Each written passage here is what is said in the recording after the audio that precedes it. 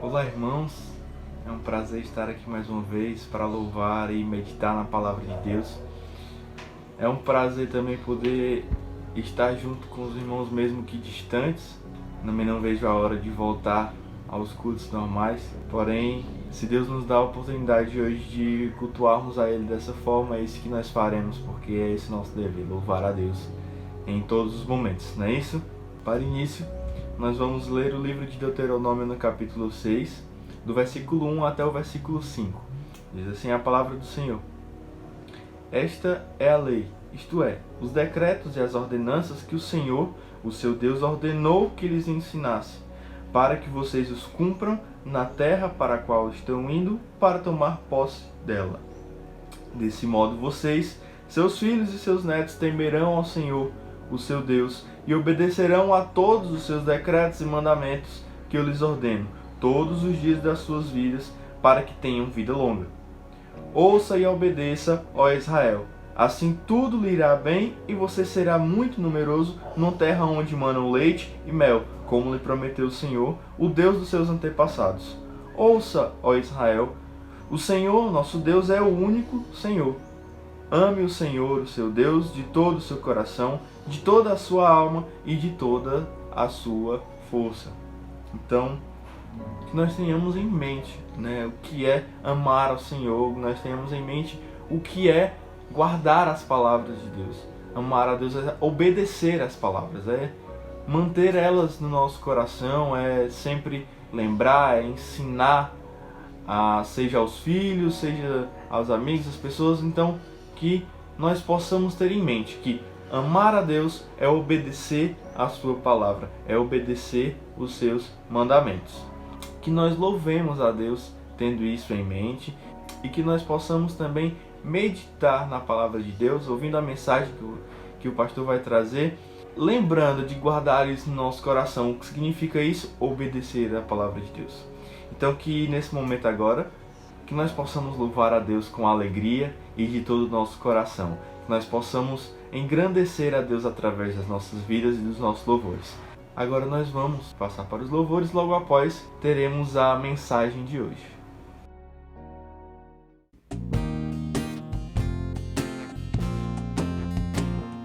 Firme nas promessas do meu Salvador, cantarei louvores ao meu Criador. Fico pelos séculos do seu amor, firme nas promessas de Jesus. Firme, firme, firme nas promessas de Jesus, meu mestre. Firme, firme, sim, firme nas promessas de Jesus. Firme nas promessas, não irei falhar. Vindas tempestades a me consternar, pelo verbo eterno hei de trabalhar. Firme nas promessas de Jesus. Firme, firme, firme nas promessas de Jesus, meu mestre.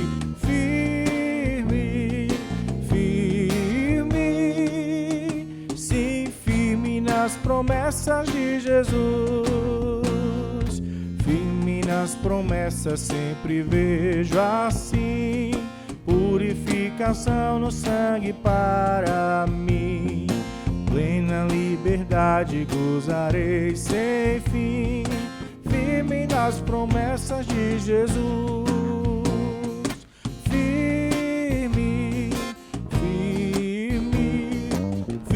Nas promessas de Jesus, meu mestre. Firme, firme, sim, firme nas promessas de Jesus. Firme nas promessas do Senhor Jesus, em amor ligado com a sua cruz. Cada dia mais alegro-me na luz, firme nas promessas de Jesus. Firme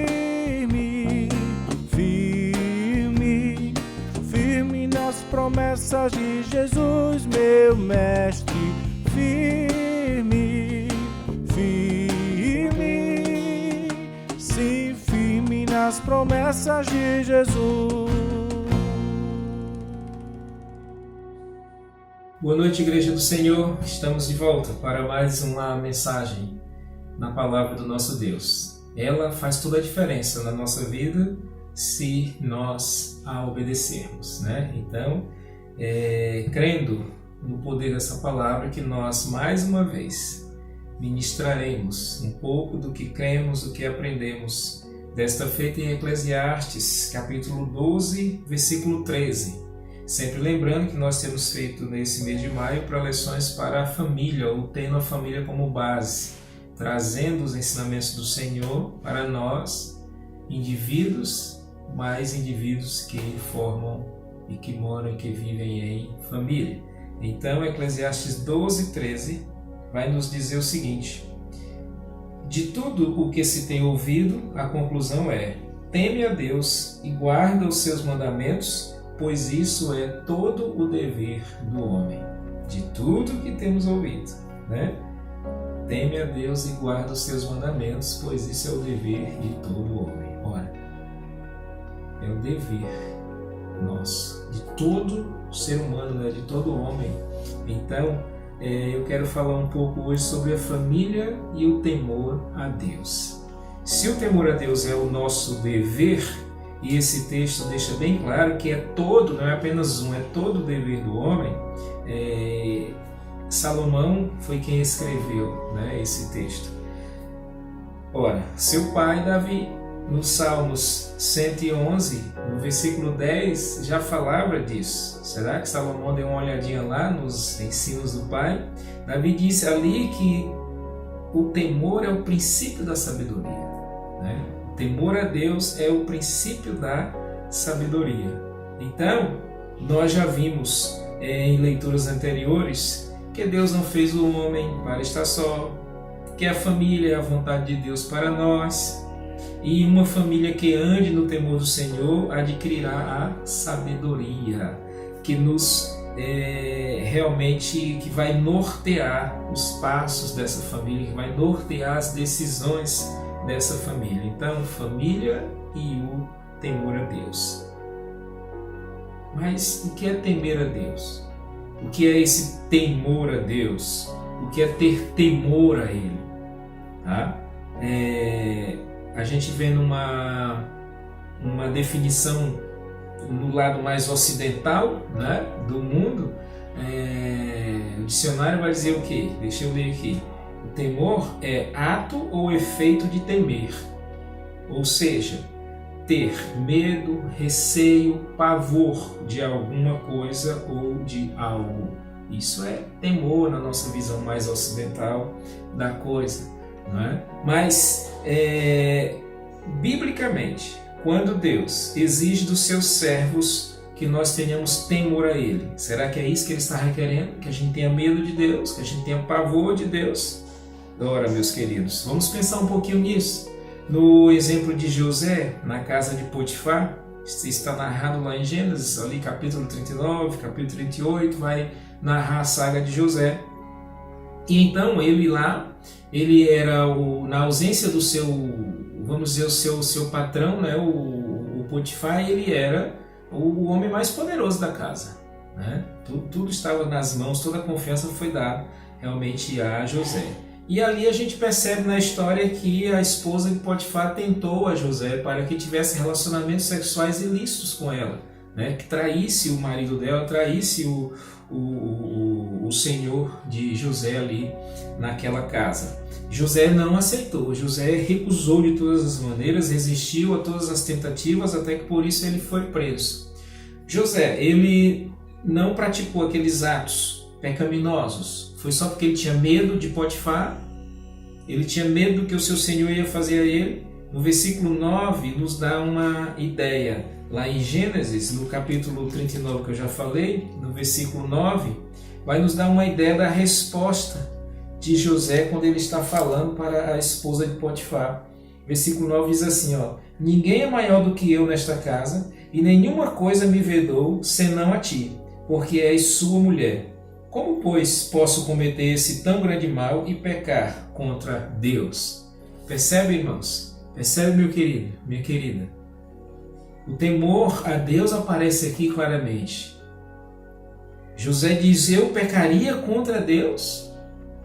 Isso é temor a Deus, é o temor bíblico, né? No sentido bíblico, temer a Deus é reverenciá-lo, é zelar, é respeitar os preceitos do Senhor, mesmo ausente. Veja que José estava ali escravo, tinha sido estava vivendo um processo realmente numa trama ali com os seus irmãos e de várias situações que poderiam levá-lo à revolta contra Deus, contra os seus princípios, contra o que ele aprendeu, mas ele disse: não, pecaria eu contra Deus?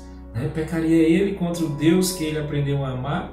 Não, irmãos, então isso é reverência. Mesmo distante, ele estava ali reverenciando, ele estava zelando pelos princípios e os preceitos do Deus amoroso. Então, temor a Deus, nessa visão bíblica, é reverência, é zelo, é respeito, é amor também. Se você não ama a Deus, você não vai temê-lo. Então, são duas coisas que andam juntos. Lá em Deuteronômio capítulo 6, Moisés está exatamente fazendo essa ligação entre temer e amar. Temer e amar. Moisés está dizendo assim no capítulo 6, iníciozinho do versículo 2, ele está dizendo: para que temas ao Senhor teu Deus. Para que temas. Então percebe mais uma vez aí a exigência de Deus, que nós devemos temê-lo, que nós devemos honrá-lo realmente e tomar as nossas decisões a partir dessa reverência que nós temos a Deus. Mas dando seguimento ao texto, no versículo 5 do mesmo capítulo, ele diz: amarás o Senhor teu Deus de todo o teu coração, de toda a tua alma e de toda a tua força. Não basta temer, tem que amar. Então eu poderia dizer: quem teme, ama. E quem ama é porque aprendeu a temer ao Senhor. Então esse temor bíblico está atrelado ao nosso amor a Deus, ao meu amor, ao seu amor a Deus. E aí eu posso perguntar: o quanto você ama a Deus? O quanto você está disposto a seguir nesse caminho por amor a Deus? E o quanto mais ileso no sentido de não se misturar, de uma certa forma relacionar-se com o pecado, o quanto você está disposto a ser uma pessoa realmente íntegra, a ser um homem, um pai de família, a ser uma mulher, uma esposa, uma mãe de família, a ser filhos que de fato amam ao Senhor. O quanto você está disposto por amar a Ele. Então o que eu digo?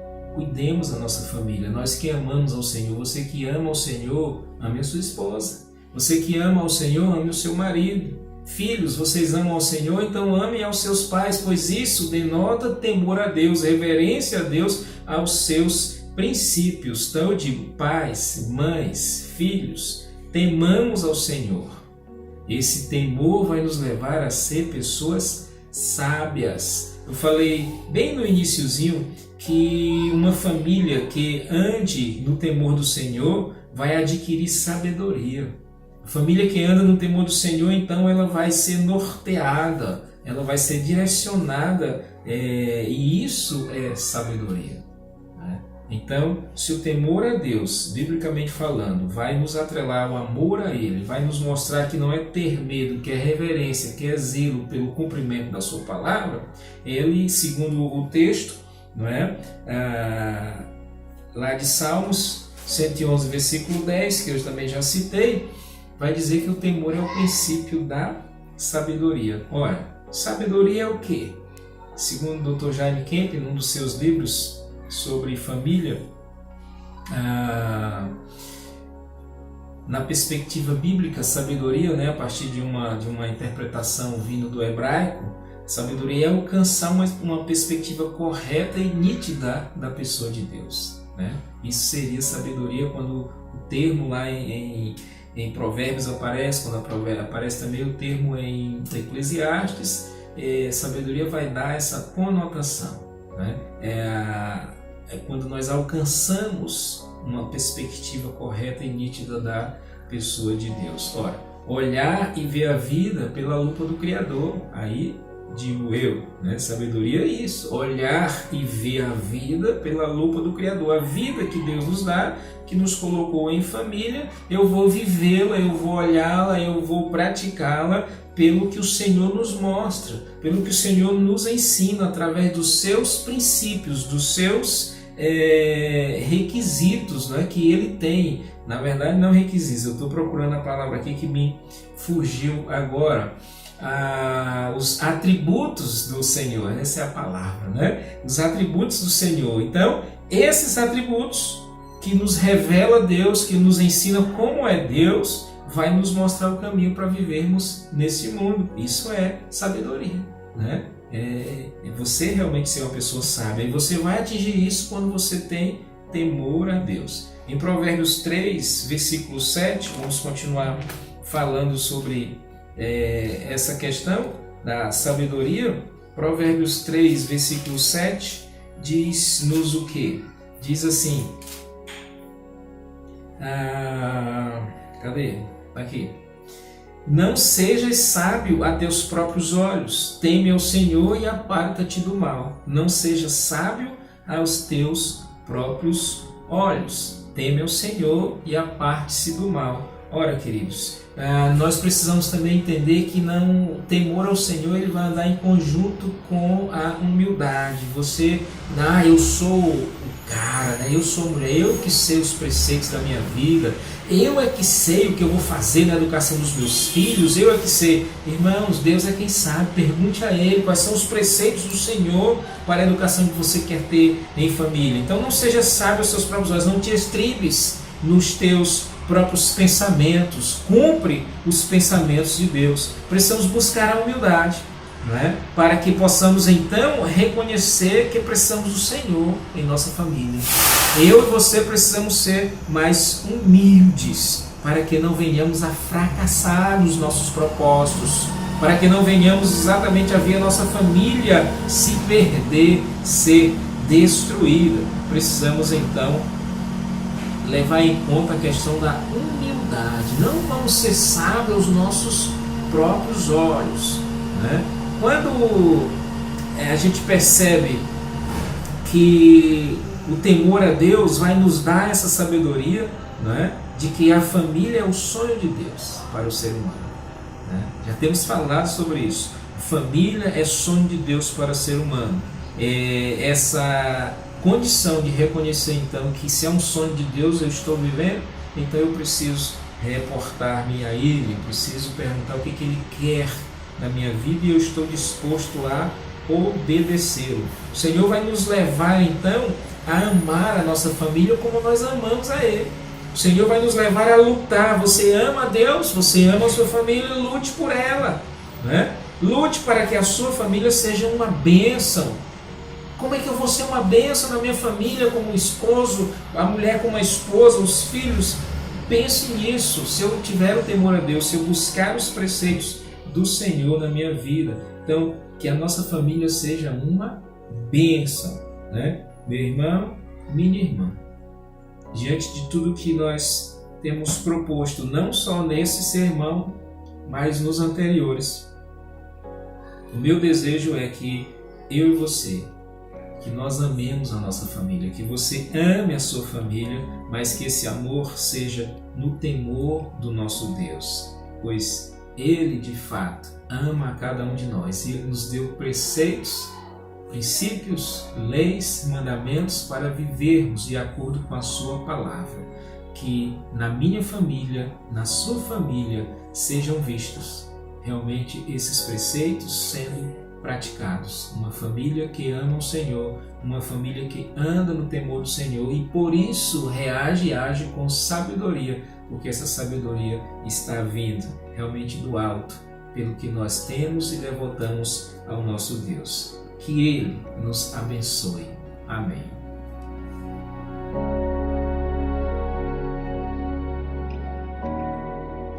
Boa noite, irmãos. Nós estamos aqui mais uma vez para falar sobre algo que é uma questão dos nossos agradecimentos, né? Agradecimento a Deus pelos nossos dízimos e ofertas. agradecimentos a Deus por tudo aquilo que Ele tem feito por cada um de nós. E a gente vem trazer um versículo que se encontra no livro de Êxodo, capítulo 36, versículo 3, a parte C do versículo, e diz o seguinte: e ainda eles lhe traziam cada manhã ofertas voluntárias, né? Os nossos dízimos, eles são ofertas voluntárias. Deus, Ele não nos obriga a qualquer coisa que seja. Ele nos deixa livres para ofertarmos, para doarmos a Ele as nossas vidas e também doarmos, né, as nossas ofertas mesmo, as nossas ofertas financeiras. E nesse momento nós queremos louvar a Deus, porque Deus, Ele tem sido fiel como a igreja dele, e a fidelidade de cada irmão também tem se refletido em que a igreja ela tem cumprido todos os seus compromissos todos os meses e não tem ficado dívidas para trás, né? Nós estamos cumprindo tudo aquilo que nos foi proposto pela igreja, né? Então, nesse momento, nós queremos louvar a Deus pela vida de cada um que tem ofertado, pela vida de cada um que tem dizimado, pela vida de cada um que tem se proposto a continuar fazendo, né, aquilo que Deus tem tocado no seu coração. Porque todas as nossas vidas, todas as nossas ofertas, todos os nossos dízimos, tem que ser um toque de Deus aos nossos corações. Tem que ser algo que Deus está nos ensinando a fazer, algo que Deus está nos proporcionando a fazer. E quando nós lembrarmos de tudo isso mais tarde, a gente vai ver que passou por todos esses problemas, por todo esse drama mundial, e conseguimos vencer através do amor de Cristo. Né? Nós não venceremos nada sem Deus. Nós estamos vencendo tudo isso porque Deus está conosco e porque as nossas vidas são dele. Né? Então Ele pode fazer aquilo que quer com as nossas vidas, porque já não mais pertencemos a nós mesmos, pertencemos ao Deus vivo. Então que esse mesmo Deus vivo, Ele possa estar dando condições a cada um de nós a continuarmos sendo fiéis. Né, que nós continuemos sendo fiéis nas nossas ofertas, que nós continuemos sendo fiéis nos nossos dízimos, que nós continuemos fiéis nas nossas vidas. E o Deus que um dia nos chamou, Ele com certeza se alegrará com tudo aquilo que fizermos. Então que Deus continue nos abençoando e louvado seja Deus pela sua vida, louvado seja Deus pelo seu comprometimento com a igreja dele aqui na terra. Deus te abençoe em nome de Jesus. Amém.